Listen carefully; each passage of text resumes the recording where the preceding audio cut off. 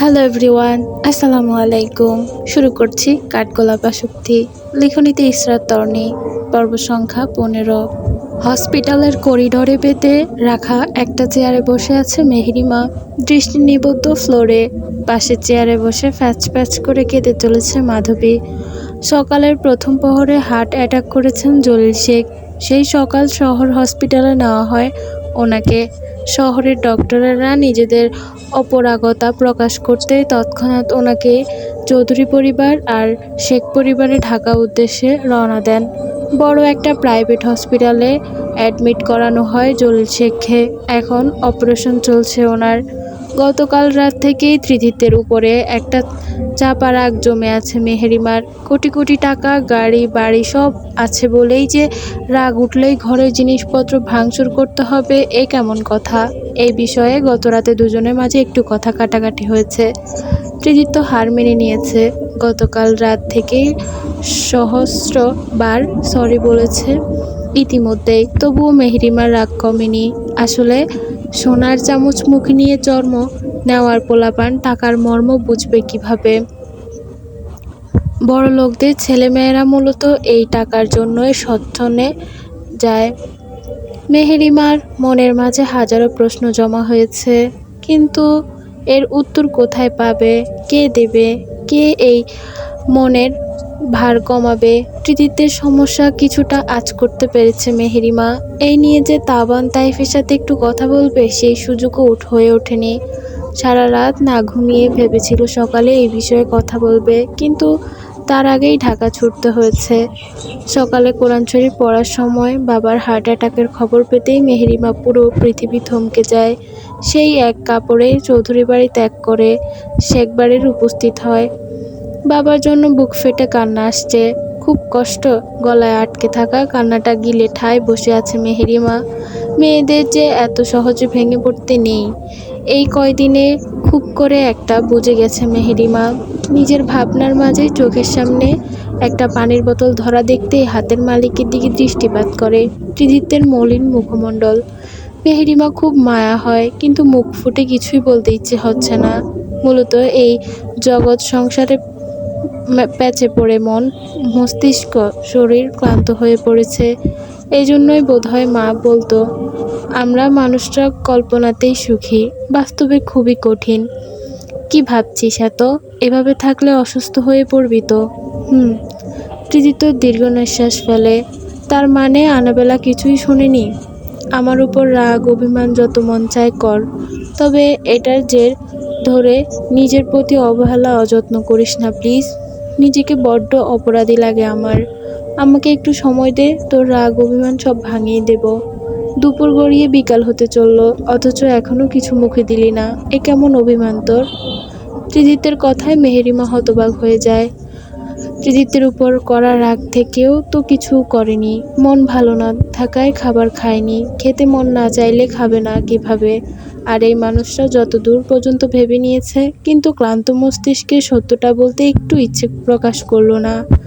বাবার অপারেশন ঠিকঠাকভাবে শেষ হোক, তারপর খাবো। আপাতত খেতে ইচ্ছে করছে না। পানিটা নিয়ে মাধবীর সাথে ওয়াশরুমে যে ফ্রেশ হয়ে আয়, ভালো লাগবে। আমি খাবার নিয়ে আসছি। কথাটা বলেই পানির বোতল মেহেরিমার হাতে ধরিয়ে দিয়ে দ্রুত পায়ে ওখান থেকে প্রস্থান করে ত্রিদিত। মেহেরিমা ত্রিদিতের একরোখা তামি না চাইতেও মুচকি হাসে।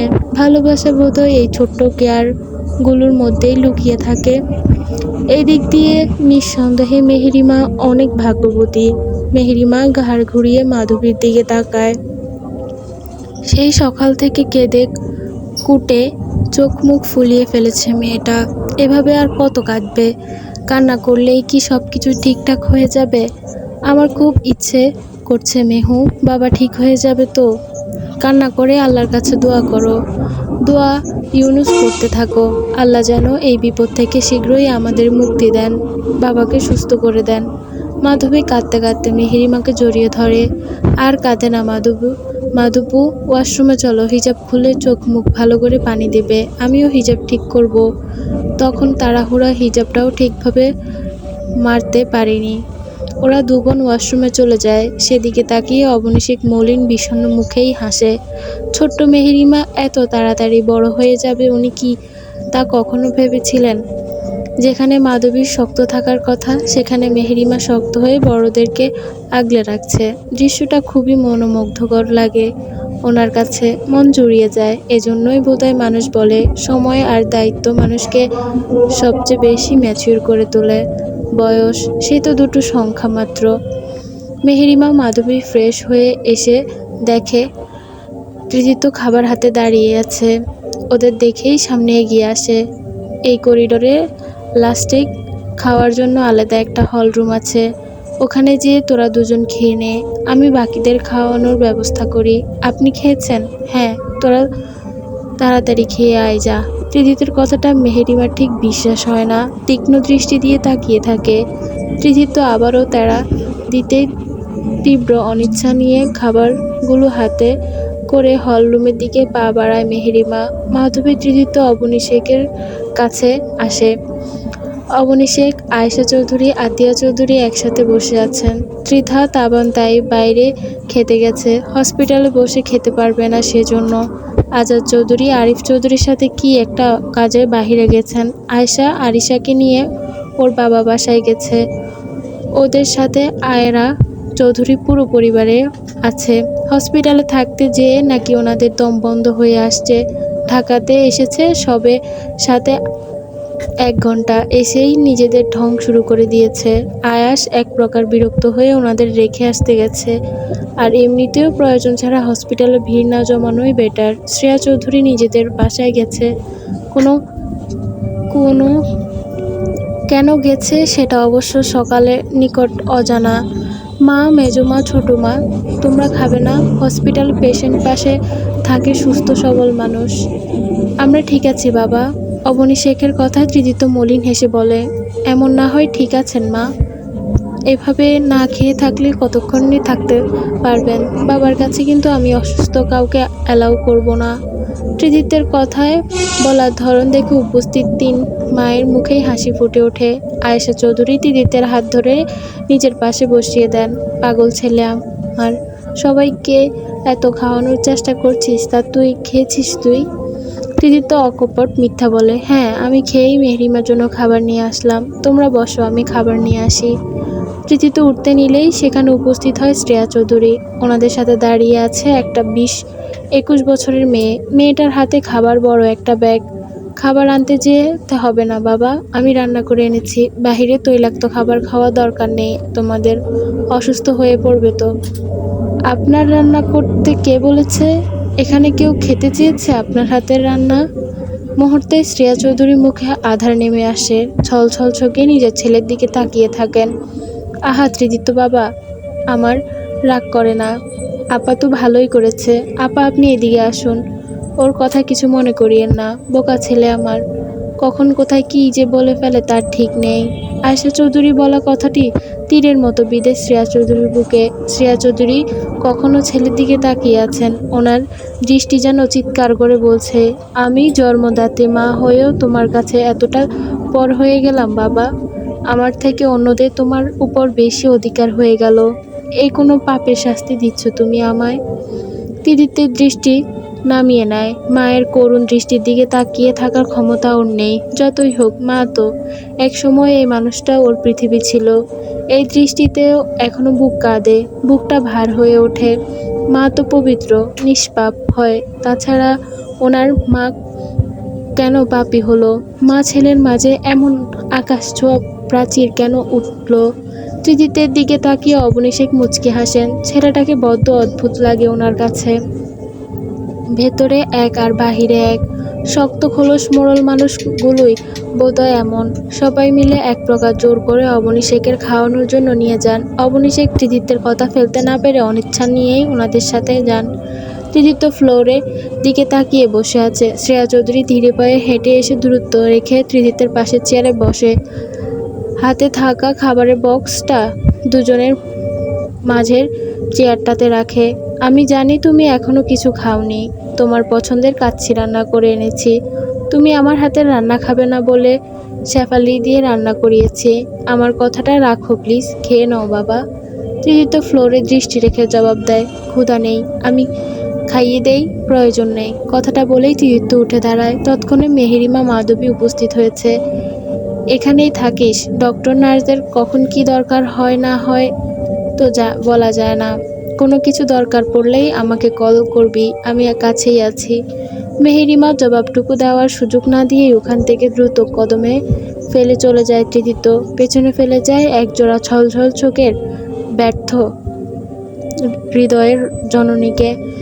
যে মানুষটা বুকের মাঝে বয়ে চলছে ঘূর্ণিঝড়। শ্রেয়া চৌধুরীর চোখে জল, মুখে মলিন হাসি নিয়ে নিজের প্রাণের টুকরো ছেলের প্রস্থান দিকে তাকিয়ে থাকে।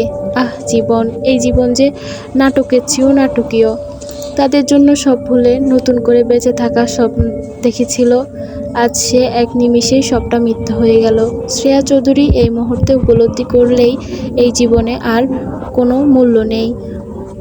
আমার বাবা সকাল থেকে এখনো কিছু খায়নি বৌমা। ওর না খেয়ে থাকার অভ্যাস নেই, না খেয়ে থাকলেও অসুস্থ হয়ে পড়ে।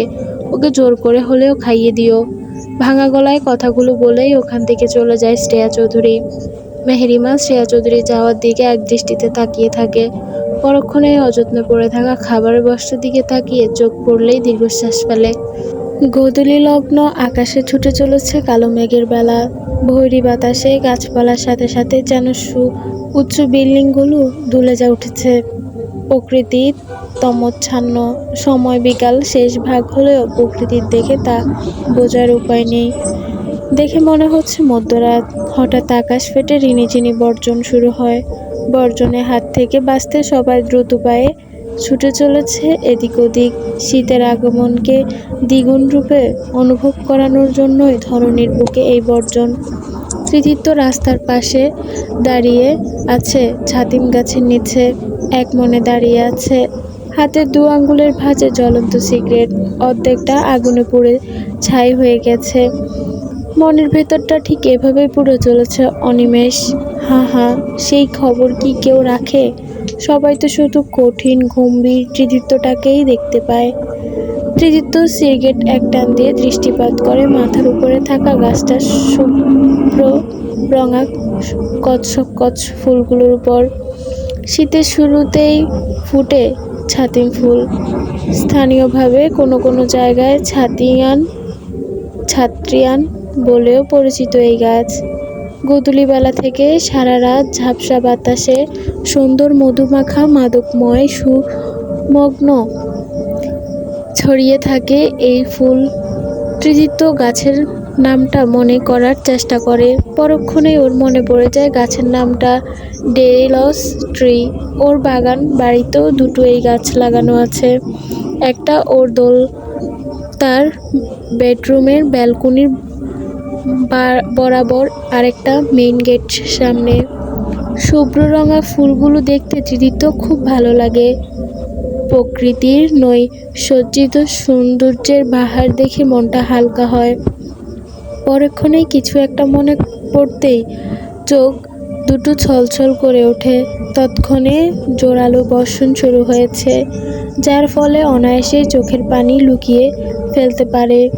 ত্রিদিত্যের গায়ে থাকা সফেদ রঙা শার্টটা ভিজে চুপচুপ হয়ে শক্তপোক্ত সুঠাম পুরুষালী দেহের সাথে লেপ্টে আছে।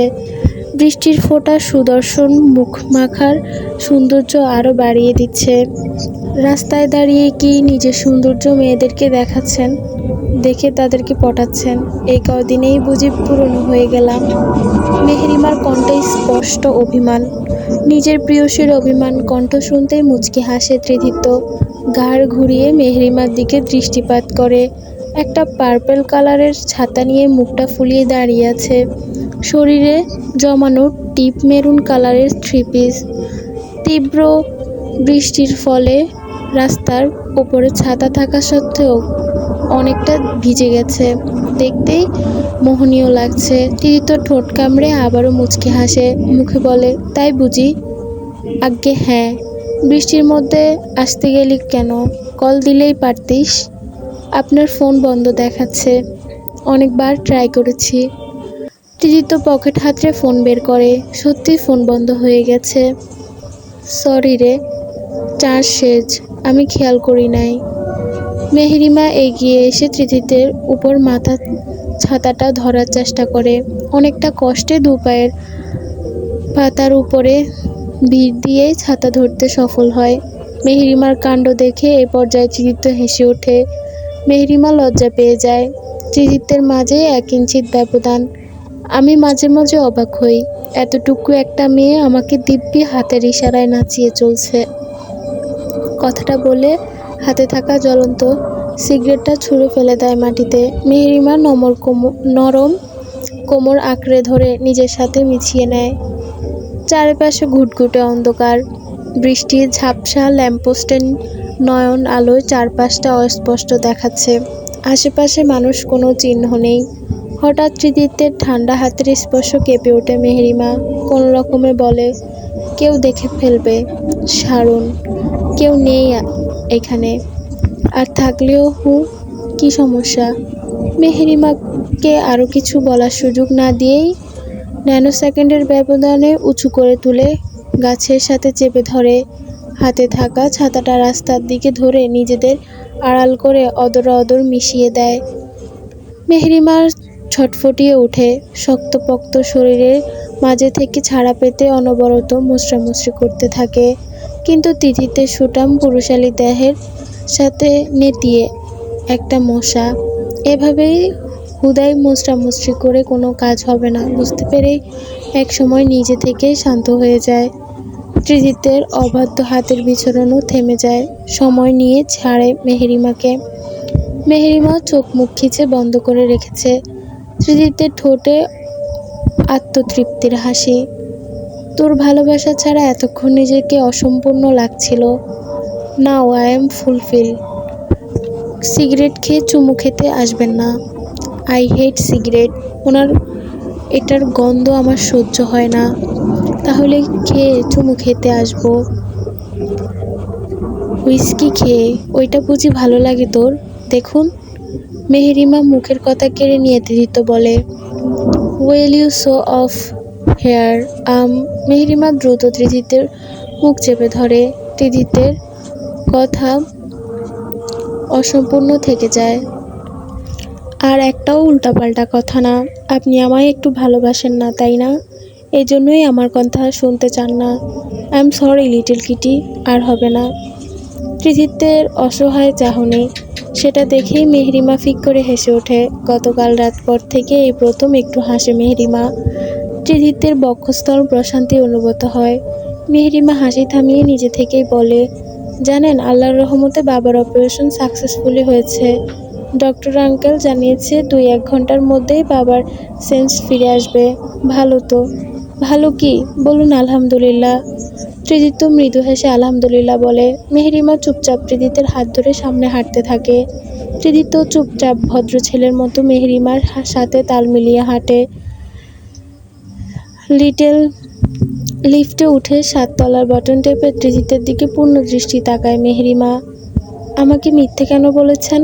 মেহেরিমা কথায় ত্রিদিত্য ভ্রু কুঁচকে ফেলে। কিসের মিথ্যে? আপনি আজ সারাদিন না খেয়ে আছেন কেন? ইচ্ছে হয়নি তাই। আমিও না খেয়ে আছি। কথাটা শুনতেই ত্রিদিত্যের ভ্রুজোড়া শিথিল হয়ে যায়। অবাক কণ্ঠে বলে, তখন তুই খাসনি? না। কিন্তু কেন? ইচ্ছে নেই তাই। ত্রিদিত্যের কণ্ঠে এবার অসহায় ফুটে উঠে এগিয়ে এসে মেহেরিমার মুখটা 2 হাতের মাঝে নিয়ে বলে, তাই বলে তুই সারাটা দিন না খেয়ে থাকবি? সব ভুল আমার। তোর দিকে আরও ভালোভাবে খেয়াল রাখা উচিত ছিল। আমার ক্ষমা করে দে। খুব কষ্ট হচ্ছে তাই না? ত্রিদিত্যের এতটা ভালোবাসা পেয়ে মেহেরিমা আহ্লাদ হয়ে পড়ে। চোখের কোণায় জলে চিকচিক করছে। অভিমানী কণ্ঠে বলে, আরেকজন ও তো না খেয়ে আছে, সেই বেলায় কিছু না, তাই না? তাকে বলে দিবেন তিনি না খেলে এই মেহু খাবে না। সে কি শুধু একাই ভালোবাসতে জানে নাকি? মেহেরিমার বাচ্চা মেয়ে ত্রিদিত্য না চাইতেও হেসে ওঠে। চোখের পানি মুছে দিয়ে কপালে ভালোবাসার পরশ এঁকে দেয়। মহারানী, আমার বড় ভুল হয়ে গেছে। এখন কি ভুলের জন্য এই অদমের গর্দানটা নিয়ে নেবেন? আপনি চাইলে নিতে পারেন। এই বলেই প্রথম ভুলে সেজন্য ক্ষমা করা হলো, পরবর্তীতে কোনো আর ক্ষমা পাবেন না। সত্যি গর্দান নিয়ে নিব।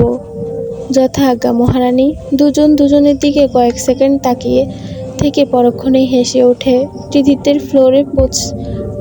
নিজেদের ফ্লোরে পৌঁছাতেই ওরা লিফট থেকে বের হয়ে আসে। মেহেরিমা ত্রিদিতের নিজের পিছু পিছু হাঁটতে বলে সোজা হলরুমের দিকে চলে যায়। দুজনকে অর্ধভেজা অবস্থায় দেখেই করিডোরে উপস্থিত বাড়ির সবাই চাপা হাসে। জলিল শেখের অপারেশন ঠিকঠাকভাবে হওয়ায় সবাই অনেকটা টেনশন ফ্রি এখন। মেহেরিমা হাত ধুয়ে আসে। ত্রিদিত্য ততক্ষণে মেহেরিমার পাশে এসে দাঁড়িয়েছে।